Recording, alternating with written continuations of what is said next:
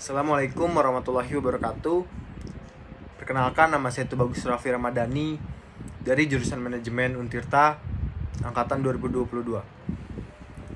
Kali ini saya ingin membahas suatu tema yang dimana tema ini tidak akan pernah habis dibahas selagi masih ada pelaku dan korbannya. Tema ini adalah pelecehan dan kekerasan seksual. Kenapa saya ingin membahas tema ini? Karena tema ini membuat para korban itu memiliki dampak efek yang berkelanjutan, trauma, yang ini menurut saya mampu membahayakan kehidupannya di masa depan. Makanya saya ingin membahas tema ini. Sebelum masuk ke kasus-kasusnya, saya ingin membahas tentang apa sih pelecehan dan kekerasan seksual itu. Pelecehan seksual adalah perilaku pendekatan-pendekatan yang terkait dengan seks yang tak diinginkan, termasuk permintaan dan perilaku lainnya yang secara verbal atau fisik merujuk pada seks. Walaupun secara umum, wanita yang sering mendapat sorotan terkait korban pelecehan seksual, namun pelecehan seksual bisa saja terjadi pada laki-laki. Pelecehan seksual bisa terjadi dimanapun, kapanpun, dan kepada siapapun. Pelecehan seksual adalah perbuatan yang dilakukan dalam bentuk fisik atau non-fisik yang tidak dikehendaki dengan cara mengambil gambar, mengintip, memberikan isyarat bermuatan seksual, meminta seseorang melakukan perbuatan yang demikian pada dirinya, memperlihatkan organ seksual secara langsung atau menggunakan teknologi, melakukan transmisi yang bermuatan seks, dan melakukan sentuhan fisik. Kemudian mengutip dari Kemdikbud, kekerasan seksual sebagai setiap perbuatan yang merendahkan, menghina, melecehkan, dan menyerang tubuh atau fungsi reproduksi seseorang. Perbuatan yang dimaksud timbul karena adanya ketimpangan relasi kuasa. Apa itu ketimpangan relasi kuasa? Ketimpangan relasi kuasa yaitu ketika seseorang merasa dirinya lebih tinggi dari orang lain. Ketika seseorang memiliki sumber daya pengetahuan, sumber daya ekonomi yang dia bisa berperilaku seenaknya kepada orang lain yang di bawahnya, yang merasa orang lain di bawah dia.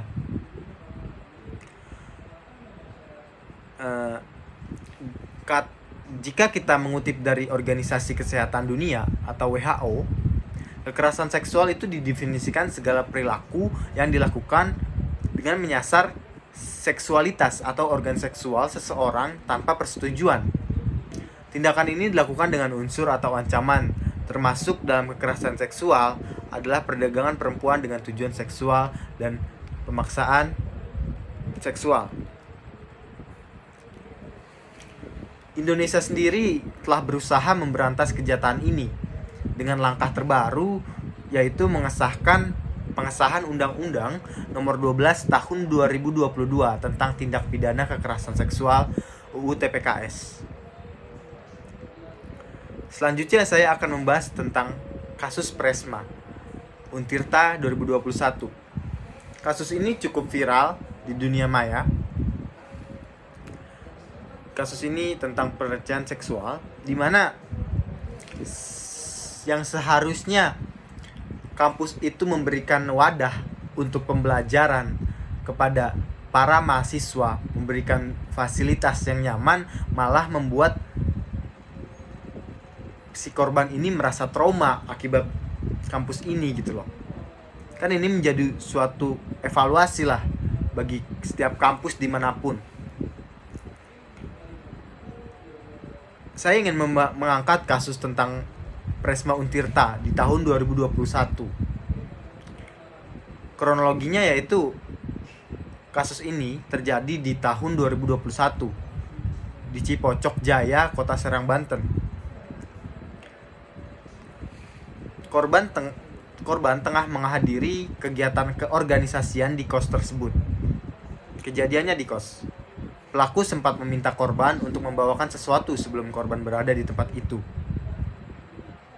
Lalu kemudian korban ke kos tersebut dengan alasan untuk menemui rekan organisasinya, yang kebetulan pelaku ada di dalam perkumpulan tersebut. Beberapa saat setelah berada di kos tersebut, pelaku mulai memeluk dan mencium korban tanpa izin. Korban sempat diajak ke lantai 2 yang merupakan kamar pelaku, namun korban menolak. Kejadian ini kemudian dilaporkan korban ke KBM Untirta.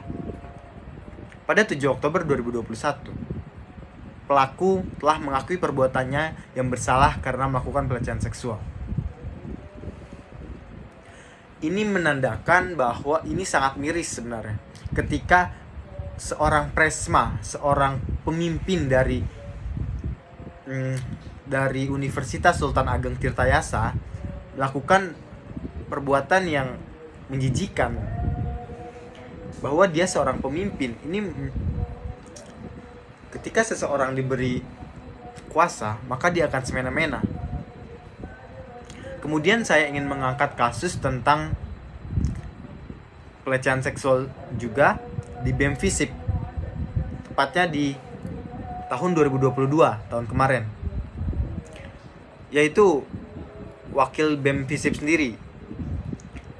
Kasus-kasus yang saya angkat ini merupakan kasus-kasus di mana pelaku tersebut memiliki jabatan. Kronologinya seperti ini.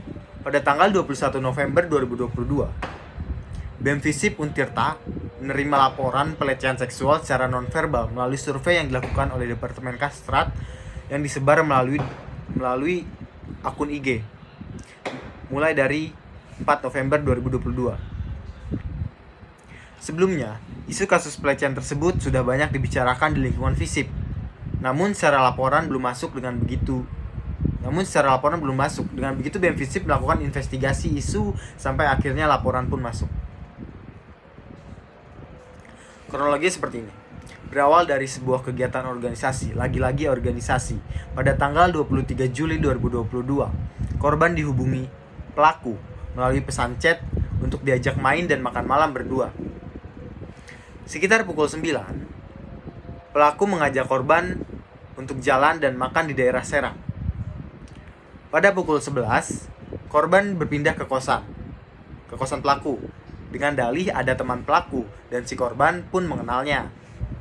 Pelaku menawarkan korban untuk mencoba minum bir khas Serang yang kata pelaku tidak akan memabukkan. Dengan itu, korban pun mengira bahwa minuman tersebut seperti bis peletok khas Jakarta. Sampai di kosan, pelaku masuk ke dalam kamarnya dan membicarakan sesuatu pada temannya. Selang beberapa waktu, teman dari si pelaku keluar dan pindah ke tempat kamar kosan sebelah. Kemudian pelaku mengajak korban untuk menonton film. Sesekali, pelaku menawarkan bir khas Serang pada korban. Sekitaran pukul 11:30, pelaku menutup pintu karena banyak nyamuk yang masuk ke kosan tersebut. Kemudian pelaku bertanya pada korban, selama kuliah sudah pernah pacaran atau belum? Kemudian bertanya lagi, pernah ciuman atau belum? Pelaku kemudian melakukan aksinya dengan bersenderan sambil merangkul korban, meraba-raba, memegang payudara sampai menarik dalaman baju korban tanpa persetujuan dari korban. Ini menandakan ketika seseorang diberi kekuasaan, maka dia akan semena-mena. Maka dari itu, saya mengajak anak-anak Untirta, terkhususnya anak-anak kampus, untuk kita saling sama-sama jaga terkait pelecehan seksual ini, karena pelecehan ini memberikan dampak yang sangat berat bagi para korban. Bagaimana cara untuk mencegahnya? Yang pertama, ada beberapa hal jika kamu melihat kekerasan seksual di tempat umum. Salah satunya adalah dengan merekam langsung kejadian tersebut. Selain merekam, ada 3 langkah yang harus dilakukan. Yang pertama, alihkan perhatian korban. Entah itu kamu berbicara basa-basi sama korban agar pelaku juga merasa terganggu akan melakukan aktivitas tersebut. Kemudian yang kedua, ada tegur langsung si pelaku tersebut agar si pelaku merasa terganggu juga. Atau kita bisa lapor ke pihak berwajib setelahnya dengan menggunakan bukti kamera yang kita rekam tersebut. Sekian dari saya. mengenai pembahasan tentang pelecehan dan kekerasan seksual. Kita bersama-sama mencegah dan membuat hukum tentang kekerasan dan pelecehan seksual ini memberikan efek jera kepada pelakunya. Assalamualaikum warahmatullahi wabarakatuh.